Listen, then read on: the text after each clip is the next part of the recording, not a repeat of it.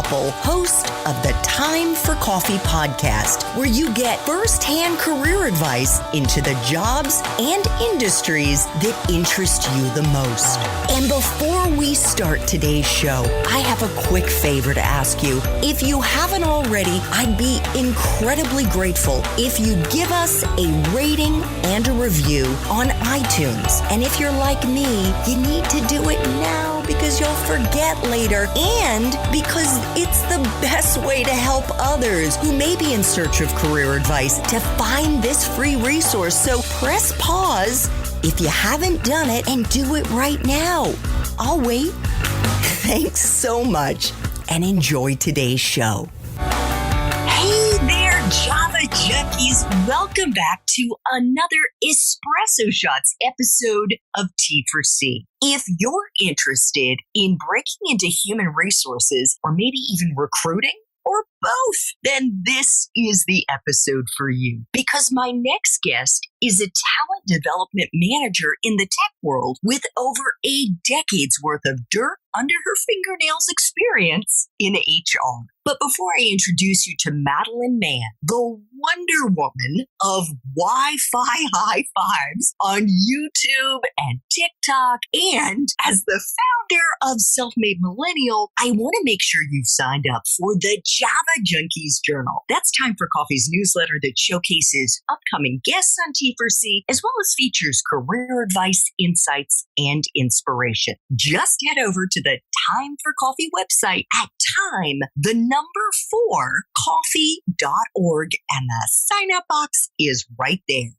Now, my pour-over people-loving Java Junkies, please grab your mug and take a chug of your favorite caffeinated brew, because it's time for another caffeinated career conversation. And my guest is Madeline Mann, the founder of Self-Made Millennial and a human resources leader who has helped thousands of people land career-defining jobs and careers. Madeline's full-time gig at this time is something called the Talent Development Manager at Inspire, a clean energy tech company on a mission to transform the way people access clean energy and accelerate the world towards a net zero carbon future. Prior to joining Inspire in March of 2019, Madeline was the director of people operations at Gem HQ, which has an all-in-one cryptocurrency platform bringing crypto enthusiasts confidence and delight in managing their digital assets. Before joining Gem, Madeline was a human resources specialist at Scopely, which is a leading games company home to many top-grossing award-winning franchises, including Scrabble, Go, Marvel Strike Force, Star Trek, Fleet Command, Looney Tunes, World of Mayhem,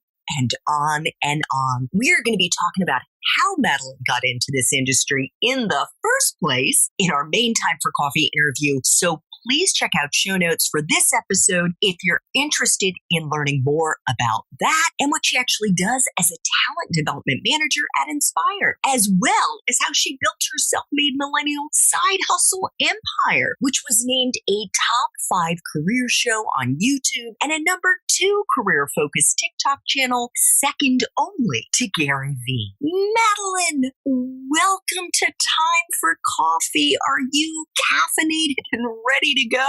I am ready to go. I love it. Let's do it. Well, no tangerines here, my friend. It's just Java. That's okay. That's okay. I can do tangerines later. It's all right. Awesome. Do you and your hubby drink coffee around the house? Are you into nitro or pour-overs or anything like that? So I love a good oat milk latte. Yum. And do you make that or do you have to actually venture outside to get one? I venture outside, not necessarily because I can't make one, but because it's just a nice excuse to get out. I'll use any excuse to get out these days. Yeah. You and me both. We should let our listeners know we're doing this interview literally like it is almost the end of March 2021. We're at March 30th. So let us dive into our 10 espresso shots, which we are focusing around the field of human resources and recruiting. The first espresso shot, Madeline, is what entry-level jobs are available to young people who want to break into this industry? The most common entry-level role in the human resources function would be a recruiting coordinator. That is someone who is coordinating all of the job interviews. Another one would also be a human resources coordinator. You can also see the title Human Resources Associate, People Operations Associate. So anything around recruiting, human resources, people operations, and the word recording and the word coordinator or associate, that's typically what you're looking for. Perfect. And we should also probably let our listeners know, if they don't know this already, job titles are pretty much made up. Yep. No, that was something that I learned, Madeline, because I'm not in your field. And I think it's super confusing sometimes when young people are looking at job titles to try to translate them. Yeah. And I think that one of the things is people will focus first on the job title, then on the type of company, then on the type of industry. And actually, job boards are designed for us to focus that way. It asks you just, what is your location? What's the job title? And we'll give you jobs. But actually, it's a bit better if you can focus on the general industry and then the types of companies you want to work at, and then the general, I call it the function, not necessarily the job title, but the function. And it's important to know the different, titles, because you have to search for those, of course. But I think you make a really good point in that it's not important that you get that if you want to be a recruiting coordinator, the only way you're going to have a really fulfilling career in recruiting is if you get that exact title. No, it could be something a little bit different. It could be something. I have someone on my team called a community manager. It is a human resources role. And you're probably thinking, what the heck is a community manager? That can be so many different things, but yet it is in the human resources function. So that's another title that you can consider, but you're going to have to double check because it could mean that you're working in marketing or some sort of online community that's outward facing. Totally. In fact, I was thinking, like, one of my previous incarnations, if you were in the political world as a community organizer or in the advocacy world, you could also be a community organizer. So yeah, it's super confusing. And I think your advice to focus on industry, company, job function is a fantastic way to go. So next espresso shot. What are useful hard and soft skills that you look for, Madeline, in the young people you've hired over the years? Some skills that I see time and time again being very effective is, first of all, let's go back to recruiting. I think that recruiting is the lifeblood of a business. Anything that happens in a company is the result of recruiting great people. So it truly is that starting point. So typically there are a lot of opportunities for employees to come into the business and grow within the recruiting function. So if you have any skills in bringing people into an organization, holding info sessions for student organizations to bring people on, possibly interviewing them, or also another skill is onboarding. So thinking through the process of someone joining anything. This does not have to be that you have been paid for this work.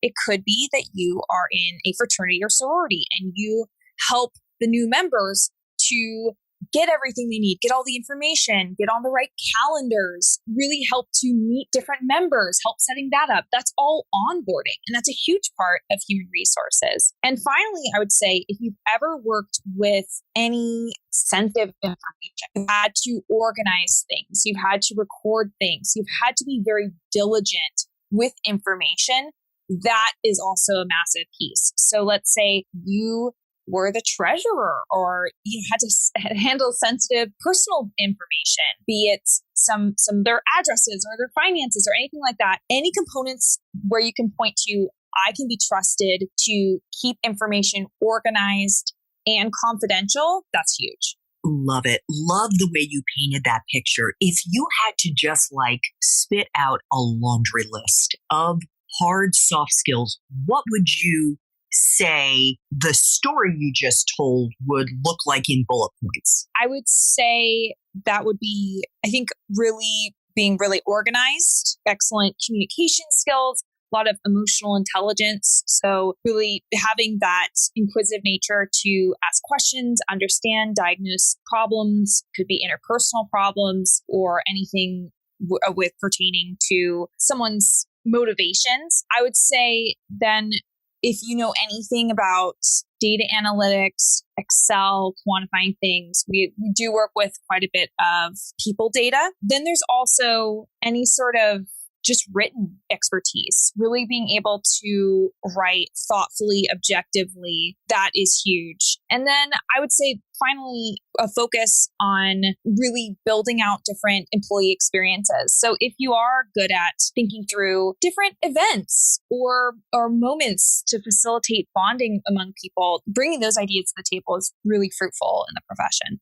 Perfect. So like creativity. Absolutely. Yeah, my job is really creative. Excellent. What about someone's major? This is so often a sticking point where, and by that I mean where college students get stuck because they feel that, oh gosh, I didn't major in human resources or fill in the blank. Is there a particular major that would be a deciding factor, Madeline, for someone to get into human resources or recruiting? I would say that it really doesn't matter that much what your major is. I feel that if the human resources department is smart, they try to bring in people who see the world in different ways. And so you might be a communications major, or you might be a software development major or anything like that, anything in between. I don't think it matters that much. I personally was a psychology major. And that is how I found the profession, is I thought, what the heck do people do with a psychology major? And I found that a lot of people who are very interested in human behavior end up going into human resources because that's such a huge component of it. Excellent. Excellent. What about a graduate degree? I know you have one, and I guess this is a question less so for somebody who wants an entry-level position, Madeline, but maybe more so for someone who really wants to make it up into the C-suite. How important is it to have a grad school degree in order to succeed in your field? And if so, what are the most useful ones to have? Yeah, so I do have a graduate degree. I have an MS in organizational psychology, and I think it definitely gave me a leg up. It propelled me forward. It gave me it kind of was an indicator that I had an advanced knowledge in certain areas, but especially in the technology field that I'm in, I found that education is becoming less and less of a make or break aspect of someone's application. I think it can be a nice check the box. And I do believe at certain companies, especially as the companies get bigger, you literally need to check that box in order to move on to these, as you were saying, these higher levels of an organization. So it might become more apparent as you work your way up in your career that, wow, yeah, I could really use a master's degree or an MBA right now. But I would say I did something pretty risky, Andrea. I got my master's pretty soon after I went to college, which I think is a very, very risky move. Fortunately, it was the right move for me. It was the right career for me. But most people right out of college do not know what they want to do for their career. And so if you are thinking, oh, Madeline, she got a master's, I need to get a master's if I'm going to be successful in human resources, and then that ends up not being your career path, which is a very normal thing to do, is to not take the career path, the first one that you out of college. That is a huge expense that you're now paying off. You're now kind of overqualified for some roles. You have now a master's degree, but you are overeducated, underqualified, especially if you're changing career paths. So I would say that definitely, I think a master's degree is something to look into, but look into it once you know that is the right, perfect next step for you. I think that is fantastic advice. And I know that you have spoken about this as well, especially for those listeners. If you're an undergrad right now or somebody who just graduated recently and you're still confused about what you want to do not get a grad degree. Do not spend that money. Keep looking and trying to get that real life job experience, that's what's going to open your eyes. That's what's going to be the big clues as to what lights you up professionally. I couldn't agree more. What about life experiences, Madeline? You've already touched on some, like being in your fraternity and your sorority and getting involved in different activities, whether it be onboarding or whatnot. What do you think are the most useful life experiences, those we have outside the classroom, that you think are the most useful for someone who's starting out in this field? I would say any time you have the ability to build a process, one that involves people, which is a lot of them, that is a really cool moment, case study to share with companies and get them interested in you. Such as, for example, I worked on the newspaper in college. And what I noticed is that we would bring new hires on or new writers, and they would have a very steep learning curve, learning how to write for a newspaper, understanding the deadlines, understanding what went into all of it. We had attrition problems. We had issues with folks really like missing deadlines. And so I created a training both for when people become editors, how to be really effective editors, and then also for new writers of how to ramp up quickly. And what we found is that editors then started to have skills to manage their teams and make sure that they were hitting the deadlines properly. And this did not involve threatening anyone or being too passive. It was more of like every time someone was missing a deadline to just really articulate the process that they were impacting of, hey, because this is late, I'm going to have to do this, which is going to lead to this, which is going to lead to that. And that's why I'm asking for it right now. And just really getting people on their side. Anyways, so I built out this process. I also built out our ability to recruit more people, because before it was just like a PowerPoint presentation where it just talked about, here's what you'll do with the paper versus here's why you want to work at this paper. And I put all those things together, put it all in a binder, showed companies. I had no HR experience, but I showed them all of my binder full of materials I put together and processes. And that was HR experience. That helped me get my first HR role. I love that example for so many reasons, not the least of which it is yet another example, my friends, about how where you spend your extracurricular time, your free time, is often the breadcrumbs that you need to follow into your professional life. Because without realizing it, what Madeline was focusing on as managing editor of the UC San Diego Guardian newspaper, outside of her other editing, copy editing, whatnot, staff management, she was really excited about the people piece. Yeah. So big clue, big light bulb moment. Madeline, what is the best part for you of being in human resources? What I love about the profession is that you really are focused strategically on how to make a company the highlight of someone's career. And I absolutely love building out, exactly as I said before, learning experiences. So how can I notice something that needs to be changed, behavior change? People are not having effective meetings. Okay. That is a really interesting people problem. How can I not just bark out, hey, everyone, follow these 5 steps in meetings and be better at them? No, how do you actually get humans to change their behaviors on their own? I think those are really interesting problems to solve. And that's what's been so fun about my job. So the flip side, because every job, no matter how much we love it, has aspects that suck. So what is the part of your current job, Madeline, as talent development manager at Inspire that sucks the most? I think that when you work in human resources, you are the scapegoat. You are the department everyone blames everything on. I mean, I help people with their job search, and I see so many comments and posts of, HR never got back to me. HR, froze this role. HR really doesn't know what they're saying when they create these job descriptions.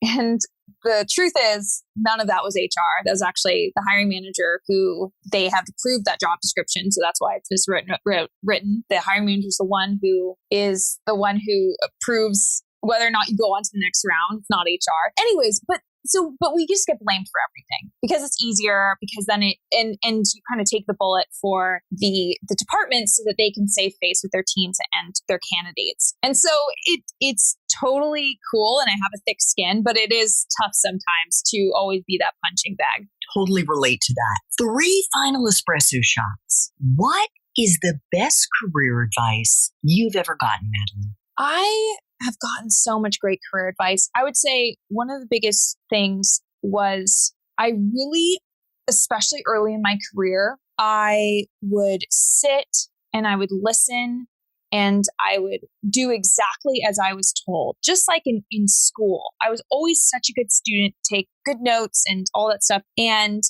I remember getting into the workforce and being told that I was not only an average performer, but some of the areas I was performing were below average. And I thought, how is that even possible? If you gave me a rubric for this job, I would have checked off every single thing, no problem. But with life, there is no rubric. It's not that if you do the minimum, then you get an A.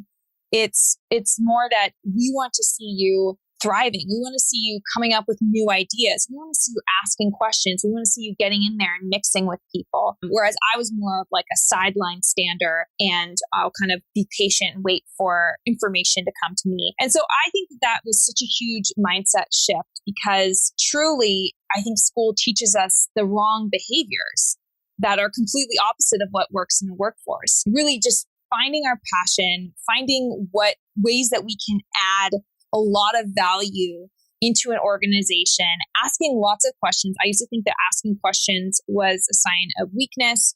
No, actually, it's a huge sign of strength. And so really not being afraid to say, hey, I'm not sure what that acronym means. Or could you tell me more about how this process works? Send this memo. Could you give me a bit of context about who this is going to? And those types of context questions will help you to go so much farther and so much faster in your career, because you really understand the big picture versus, okay, I'm just going to do exactly what I'm told, follow the rubric. You have put your finger on like the secret sauce right there for how to level up super fast, like basically fast track your performance on the job. And one of the things you mentioned, Madeline, the whole bit about being reluctant to ask questions and kind of standing back and listening. Holy cow, have you made a 180, haven't you? Right? Yeah. It's funny. It's funny to talk about being a low performer. But that was what was one of the important things about really listening to my strengths, my values, and finding a role that was in demand, like really understanding those 3 things and finding the right fit for me. I think sometimes we think if we are a flower that's growing, we often think, oh, we need to fix the flower. The flower is a bad performer. But sometimes you just need to repot it in a different garden. You always need to fix the flower, fix the garden. And so that's really what it's all about. If you notice yourself underperforming in a job, you are likely in the wrong job. 100%. 100%. Okay, 2 final espresso shots. What movies, if any, or Netflix, Amazon, Hulu streaming shows, or books, Madeline, do you think accurately depict your profession? I think there's so many different versions of human resources. You have Toby from The Office, who is that perfect, beautiful punching bag. There's that, and it's the dry version and whatnot. I think there's the movie Step Brothers, where they have like the quote HR lady named Pam, and oh my gosh, it's one of my favorite scenes in the world. I'm trying to think. I don't know that I've seen my role depicted in television or movies in a way that truly encapsulates the complexity of what I do and the as you said earlier, the creativity. I think that HR is a hilarious trope. And I know even in Kimmy Schmidt, one of the main characters goes up to the front desk of the company and says, I would like to speak to Linda from HR. And he's never been to this company before. And she goes, which Linda? And he says, all of them. It's like 8 Lindas, like all in HR. And I love it. I love HR being depicted in it because it's just always so funny. But it truly, there's so many different aspects of it. I feel like it's just shown that one aspect of we're the rule followers, we're the rule enforcers, we're the Lindas, you know. And so I'm excited to see maybe a new age of HR on TV. Well, you are the new age of HR on TV. It's just streaming TV. Yeah, I guess so. You're right. Okay, final espresso shot. What would Java junkies be surprised to learn about human resources? I think one of the things is that you actually get to learn, I would argue, more about the business than most other positions in a company. People often think that human resources is kind of on its own island, whereas really, especially if you're working in something like the recruiting function, you are studying what each job does and how it fits into the organization and what it means for that job to be successful. I mean, what an incredible crash course on organizational design and how a company functions. I imagine you could ask someone in the graphic design department to describe, what people do across the entire organization. It'd be very tough for them. But you ask someone in human resources, boom, boom, boom. You know all the intricacies, and you also kind of know the tea. Like, you know what's going on behind the scenes. Even at a junior level, you get to hear what are the true things going on within the organization. And it's helped me with my side business to be a better business owner because I know what goes into making the sausage. Oh my God, that is so fascinating. Can you give us one example of how it's made you a better businesswoman? I would say that bringing people on into the company and making sure that every job is very defined and ties back to the company objectives and metrics that actually push revenue. That is something that, especially, I've coached many hiring managers. It's very difficult for them to do. They just want to say, I have too much work. I just want to bring someone on. And they're like, they kind of keep everything vague. And I think that with kind of this background, you understand, these processes, these definition, you go slow now so you can go fast later. And that has really helped me to be a better business owner because I think through, all right, also, am I conveying the vision to them? Am I conveying the high level goals? And am I making every single person a business owner themselves so that they understand the full context of their work? So yeah, once you see the big picture, you realize, okay, let's raise our head up out of this work and focus on the big picture. Fantastic. Madeline is the self-made millennial. She's got her side hustle empire. You gotta check it out on YouTube, TikTok. She's also posting regularly on LinkedIn, and you definitely want to check out her resume revamp masterclass. You can find it at Madeline Mann. That's Mann with 2 N's.com. Madeline, thank you so much for making time for coffee today with me and the T4C community. This was just wonderful. This has been my pleasure. Thanks so much for having me. Thanks so much for listening to this latest episode of T4C.